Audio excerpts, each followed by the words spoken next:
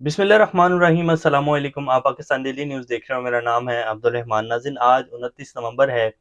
Jail में बैठा हुआ शख्स तमाम निज़ाम की प्लानिंग, तमाम निज़ाम की चालें, प्रोपेगेंडों के ऊपर भारी है। इमरान खान साहब ने एक ज़बरदस्त मास्टर स्ट्रोक खेला है।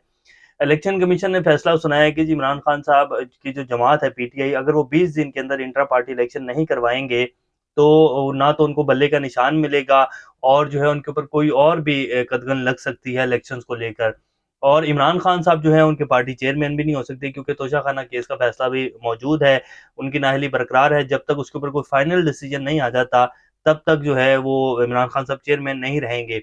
तो इमरान खान साहब ने अपने सीनियर वकला की टीम को बुलाया और उनके साथ मिलकर जो है एक प्लान बना लिया कि जी बैरिस्टर गौहर अली खान साहब, ये कल ही हमने आपको खबर दे दी थी, शेर अफजल मरवत साहब ने भी अनाउंस नहीं किया था तो हमने आपको ये खबर दे दी थी कि इमरान खान साहब अपना नया पार्टी चेयरमैन जो है वो गौहर अली खान साहब को नामजद करने जा रहे हैं और शेर अफजल मरवत साहब जो है ये खबर देने जा रहे हैं। लेकिन फिर जब शेर अफजल मरवत साहब ने ये खबर दी तो उसको लेकर जो है फिर एक सोशल मीडिया के ऊपर भी एक हंगामा बर्पा हो गया, मेन स्ट्रीम मीडिया के ऊपर भी हंगामा बर्पा हो गया और इवन के पीटीआई का जो ऑफिशियल ट्विटर अकाउंट है उसके ऊपर भी जो है शेर अफजल मरवत साहब को लेकर अजीब सा ट्वीट किया गया और कहा कि जी ये पता नहीं कहाँ से ये खबरें देने हैं, किसने कहा शेर अफजल मरवत को ये खबर देने का। तो उनके ऊपर उनके अपने पार्टी के लोगों ने तनकीद करना शुरू कर दी। लेकिन फिर शेर अफजल मरवत साहब ने कहा कि जो मैं बात कर रहा हूँ मैं इमरान खान साहब से मिलकर आया हूँ, कल 2 बजे जब प्रेस कॉन्फ्रेंस की जाएगी तो सारे जो लोग मुझ पर भड़क रहे हैं, खासतौर पर पीटीआई के लोग, उनको पता लग जाएगा कि ये मैं अपनी तरफ से खबर नहीं दे रहा हूँ, इमरान खान साहब के कहने के ऊपर दे रहा हूँ। तो आज फिर बैरिस्टर अली जफर साहब ने बैरिस्टर गौहर अली खान साहब के साथ मिलकर प्रेस कॉन्फ्रेंस की और उन्होंने इस खबर को कंफर्म कर दिया कि जी इमरान खान साहब के जो नए अबूरी चेयरमैन होंगे पीटीआई के, वो बैरिस्टर गौहर अली खान साहब होंगे और जब तक खान साहब का ये जो तोशाखाना में नाअहली का फैसला है इसका कोई डिसीजन नहीं आ जाता तब तक जो है वो अबूरी चेयरमैन रहेंगे और तमाम तर जो डिसीजंस हैं पीटीआई के वो कोर कमेटी के जरिए लिए जाएंगे और जो ताहयात कायद हैं वो इमरान खान ही होंगे। लेकिन अबूरी इस टाइम के हालात को देखते हुए ये फैसला किया गया है क्योंकि अगर इंटर पार्टी इलेक्शन नहीं करवाएंगे तो बैट का निशान नहीं मिलेगा और फिर और भी कोई कदगन जो है वो लग सकती है इलेक्शन कमीशन की तरफ से, क्योंकि इलेक्शन कमीशन तो तुला हुआ है और वो किसके कहने के ऊपर तुला हुआ है कि इमरान खान को और उनकी पार्टी को इलेक्शन से जो है किसी ना किसी तरीके से दूर करना है, बेशक वो कुछ भी करना पड़े। तो इसलिए जो है फिर उन्होंने ये बड़ा अच्छा डिसीजन लिया है और अब इसकी वजह से तमाम तर जो हलके हैं जो प्लान बना रहे हैं बड़े अरसे से कि जी किस तरीके से इमरान खान को रोका जाए। अब एक और बड़ी अहम मुलाकात हुई है पाकिस्तान की 3 बड़ी सियासी शख्सियात की एक बड़े पावरफुल शख्स के साथ। वो क्या मुलाकात हुई है, उसमें क्या डिसीजन लिया गया इलेक्शन को लेकर, वो भी आपके सामने रखेंगे क्योंकि $25 अरब की सरमायाकारी जो है वो यूएई की तरफ से अनाउंस कर दी गई है। अभी वो पता नहीं आएगी अगले 2 सालों में, 4 सालों में, 5 सालों में, लेकिन अनाउंस क्यों किया गया है वो भी आपके सामने रखेंगे। आज नवाज शरीफ साहब की जी वो एवन फील्ड रेफरेंस में जो है उनकी सजा माफी हो गई है और नैब ने अपनी अपील वापस लेने की सजा की थी तो उसको मंजूर कर लिया गया है। मरियम नवाज शरीफ साहब इसके ऊपर क्या ट्वीट करती हैं। और लतीफ़ खोसा साहब इमरान खान साहब को लेकर और ये जो उन्होंने डिसीजन लिया है फिर उनके Al-Qadir trust case 190 million pound का केस जो है उसमें लतीफ़ खोसा साहब क्या कहते हैं वो भी आपके सामने रखेंगे। इससे पहले अगर आप लोगों ने चैनल को सब्सक्राइब नहीं किया तो रेड बटन को प्रेस कर लें और बेल आइकॉन को भी प्रेस कर लें ताकि लेटेस्ट अपडेट्स आप लोगों को मिलते रहें और ये जो हमारा ताल्लुक है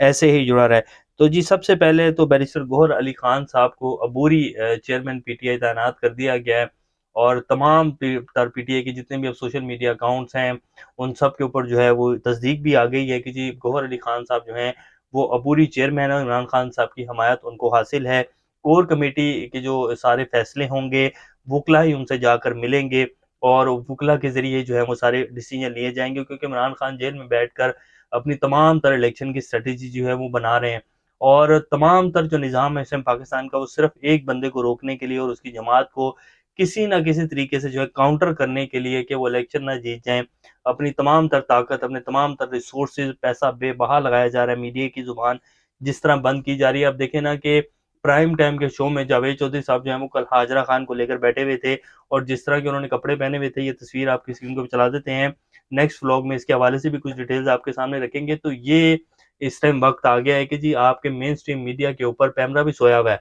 उसको नहीं नजर आ रहा कि क्या बातें की जा रही हैं शो में, क्या ये इखलाकियात हैं? क्या प्राइम टाइम के शो में बिठाकर इस तरह की किताब का ज़िक्र किया जा सकता है जिसकी कोई तस्दीक नहीं है, जिसके बारे में जो उन्होंने किताब में लिखा है कोई तस्दीक नहीं है, कोई उन्होंने अभी तक सबूत पेश नहीं किया, उसके ऊपर आप कैसे जो है वो पूरा एक बयानिया लेकर बैठ सकते हैं और कैसे एक शख्स के ऊपर इल्ज़ामात लगा सकते हैं, कैसे आप अदालत लगा सकते हैं, तो कोई नहीं पूछ रहा। तो तमाम तर रिसोर्सेज़ और बेबहा पैसा जो है इमरान खान के एंटी लगाया जा रहा है कि किसी न किसी तरीके से इसको इलेक्शन में जाने से रोका जाए और इसकी जमात को काउंटर किया जाए, कहीं ये इलेक्शन ना जीत जाए। लेकिन इमरान खान साहब की स्ट्रैटेजी हमेशा तमाम तर ये जितनी भी सियासी जमातें और माफिया हैं इनके ऊपर भारी पड़ती है। जैसे कि अब वो जेल में बैठकर जो है इनके ऊपर भारी पड़े हुए हैं और इनकी नींदें जो हैं वो हराम हुई हुई हैं। अब आज नवाज शरीफ साहब के जब वो उनकी सज़ा माफ़ी हुई तो उन्होंने जब सवाल किया गया उनसे कि जी आप क्या कहते हैं इमरान खान साहब की जो आज उन्होंने अनाउंस किया कि जी उनके जो पार्टी चेयरमैन है वो बैरिस्टर गौहर अली खान होंगे। तो नवाज शरीफ साहब ने क्या फरमाया वो भी आपके सामने रखते हैं। लेकिन ये फैसला जी पीटीआई की तरफ से ले लिया गया और बड़ा अच्छा और शानदार फैसला लिया गया, क्योंकि अगर इमरान खान साहब इसी के ऊपर रहते कि नहीं जी मैं ही चेयरमैन रहूंगा और आप इस फैसले को चैलेंज करें जो इलेक्शन कमीशन ने दिया कि जी 20 दिन के अंदर इंटर पार्टी इलेक्शन करवाएं, तो वो वक्त गुजर जाना था। और जिस तरह का इंसाफ हमारी अदालतें दे रही हैं कि आपके सामने ही है कि एक भगोड़ा मुजरिम जिसको 10 साल की सजा हुई है सुप्रीम कोर्ट से, उसको जो है वापस लाकर सजा उसकी माफी कर दी गई, और दूसरी तरफ एक बंदा जिसके ऊपर अभी तक कोई इल्जाम साबित नहीं हुआ उसको जमानत ही नहीं दी जा रही, और उसके ऊपर जो हमारे सिक्योरिटी नाफिज करने वाले इदारे वो कहते हैं कि जब हम इस्लामाबाद से इस बंदे को इस्लामाबाद की अदालत में पेश नहीं कर सकते हैं। तो ये सूरत-ए-हाल है, तो फिर उन अदालतों से कैसे आप ये तवक्को कर सकते हैं कि जी वो आपको टाइमली जो है वो इंसाफ देंगी? ऐसा नहीं हो सकता। तो एक अच्छा डिसीजन जो है वो पीटीआई की तरफ से लिया गया, क्योंकि इस टाइम पीटीआई का इलेक्शन लड़ना लाज़मी है और इलेक्शन की तरफ लेके जाना प्रोसेस को, ये सबसे अहम है। बाकी अगर आप ये कहें कि जी इमरान खान चेयरमैन नहीं है तो वोट और कैसे अवाम जो है वोट डालेगी, तो ये बिल्कुल नहीं है। इमरान खान ने उनको अबूरी चेयरमैन जो है तैनात किया और इमरान खान साहब भी तायात चेयरमैन रहेंगे। जैसे नवाज शरीफ साहब की जब नाअहली हुई थी तो उसके बाद शहबाज शरीफ साहब को जो है वो उन्होंने अपनी पार्टी का सदर बना दिया था, चेयरमैन बना दिया था। इसी तरह जो है ये चलता आया और सियासत और अपनी पार्टी को बचाने के लिए एक टाइमली डिसीजन जो है इमरान खान साहब ने लिया, क्योंकि अगर 9 मई के वाकयात और उससे पहले अगर देखा जाए तो इमरान खान साहब को जो लोग मशवरे दे रहे थे, जिस तरह के डिसीजन पीटीआई ने लिए हैं, उनमें बहुत सारे डिसीजंस गलत थे। जैसे कि असम्बलियाँ तोड़ने वाला डिसीजन जो लिया गया था, अगर वो ना लिया जाता तो शायद आज ये सूरत-ए-हाल ना होती पीटीआई के साथ जो इस टाइम बनी हुई है। तो एक अच्छा डिसीजन जो इमरान खान साहब की तरफ से लिया गया है और अभी इसके ऊपर बहुत सारे लोग परेशान हैं। शेर अफजल मरवत साहब ने भी ट्वीट किया, उन्होंने कहा कि there is so much backlash on social media since yesterday after I disclosed to public and the media regarding Imran Khan. के इमरान खान ने जो है बैरिस्टर गौहर अली खान साहब को नया चेयरमैन मुकर्रर कर दिया, उनकी हमायत हासिल है। पीटीआई जो है इंटर पार्टी इलेक्शन की तरफ जा रही है 2 दिसंबर को। तो जब उन्होंने ये ट्वीट किया तो उसके बाद जो है फिर ये काफ़ी ज़्यादा वो शुरू हो गया और उसके बाद उन्होंने कहा कि जी अब जो है अब ये खबर की तस्दीक तो हो गई है। आज उन्होंने सॉरी ट्वीट किया, तो उन्होंने कहा अब खबर की तस्दीक हो गई है तो पीटीआई का जो ऑफिशियल अकाउंट है वो अपने ट्वीट को डिलीट कर दे। मैं जो कल खबर दे रहा था मैं इमरान खान साहब से मिलकर आया था तो दी थी। ऐसे ही फ़ज़ूल में घोड़े भगाने जो हैं शुरू कर दिए जाते हैं और ख़ास तौर पर पीटीआई के जो लोग और कुछ जो अकाउंट्स हैं जो बगैर तस्दीक के जो है बैठे हुए हैं और ऐसे ही घोड़े भगाने शुरू कर देते हैं। हालाँकि शेर अफजल मरवत को देखा जाए तो इमरान खान साहब के जेल में जाने के बाद अगर किसी बंदे ने पीटीआई का वजूद बरकरार रखा है तो उसमें शेर अफजल मरवत साहब का बहुत बड़ा हाथ है। बाकी तो सारे जो हैं वो बिलों में घुसे हुए हैं। उनमें से कई लीडरान ऐसे हैं जो कि ट्वीट्स की हद तक जो है इमरान खान के साथ हैं। बहुत सारे नाम हैं, मैं नाम क्या लूँ, हमाद अज़हर साहब को ही देख लें कि वो पता नहीं कहाँ घुसे हुए हैं और कहाँ छुपे हुए हैं जाकर। आप डॉक्टर यास्मीन राशिद से तो ज़्यादा जो है बीमार नहीं है, वो कितनी उनकी एज है और वो जेलें भुगत रही हैं। इसी तरह एजाज़ चौधरी को देख लें, महमूदुर रशीद को देख लें, उमर सरफराज चीमा को देख लें, तो ये सब लोग जो हैं असल पीटीआई जो भाग गए हैं, बिलों में छुपे हुए हैं, उनसे अच्छे तो फिर शेर अफजल मरवत है ना, वो खड़े तो रहे हैं पार्टी के साथ, तो उन्होंने बड़ा साथ दिया इमरान खान साहब का और जो है उनकी खबर जो है वो आखिर सच साबित हो गई है। तो उन्होंने कहा कि जी अब आप ये जो पीटीआई का ऑफिशियल ट्विटर अकाउंट जो भी इसको रन कर रहा है, वो मेहरबानी फरमाए और उस ट्वीट को डिलीट कर दे। लतीफ़ खोसा साहब ने अल-कादिर ट्रस्ट केस में और 190 मिलियन पाउंड केस में जो इमरान खान साहब की ज़मानत का केस चल रहा था, उसके हवाले से आज मीडिया को डिटेल्स बताया। उन्होंने कहा कि जी इमरान खान और बुशरा बीबी की दरख्वास्त ज़मानत 6 दिसंबर तक मुलतवी कर दी गई। अल-कादिर ट्रस्ट केस के हवाले से और 190 मिलियन पाउंड का जो केस है वो ठुस हो चुका है और जो 35 अरब रुपए जो हैं सुप्रीम कोर्ट से उसमें पाकिस्तान का जो सरकारी खजाना उसमें जमा करवा दिए गए हैं और 460 अरब रुपए जो है जुर्माना था इनका ये मलिक रियाज साहब का बैरिया टाउन जो है उन्होंने अदा करना है 2026 तक। तो ये उसको इससे लिंक करना जो है फ़ज़ूल है। अल-कादिर ट्रस्ट केस जो है उसका इमरान खान से लेना देना कोई नहीं है। अल-कादिर ट्रस्ट को यूनिवर्सिटी जो है बैरिया ट्रस्ट ने जो है बनाकर तोहफ़े में दी थी। तो इन दोनों केस जो हैं ये बेबुनियाद हैं। और इसमें ज़मानत जो नहीं दी जा रही तो वो आप सब लोग बेहतर जानते हैं, लेकिन आखिर कब तक ज़मानत देनी पड़ेगी। तो ये उन्होंने जी बताया कि जी ये दोनों केसेस जो हैं बोगस हैं, और इसके साथ-साथ अब इमरान खान साहब के जितने भी केसेस हैं उनके ट्रायल जो हैं, जैसे अलकादिर ट्रस्ट केस है, 190 मिलियन पाउंड का जो केस है, ये तमाम जो ट्रायल जो हैं इनका अब जो है जेल में ही किया जाएगा, अडयाला जेल में ही। अब इमरान खान साहब को अदालत में लाने का, कोई भी अदालत हो या कोई भी और, जैसे इलेक्शन कमीशन ने कहा था कि जिनको हमारे सामने पेश किया जाए, इस्लामाबाद हाई कोर्ट ने भी कहा था कि जो उनका जुडिशियल कॉम्प्लेक्स में ट्रायल होना चाहिए, तो कोई भी अदालत हो या कोई भी अदारा ऐसा हुक्म जारी नहीं करेगा, नोटिफिकेशन बाकायदा जारी कर दिया गया है।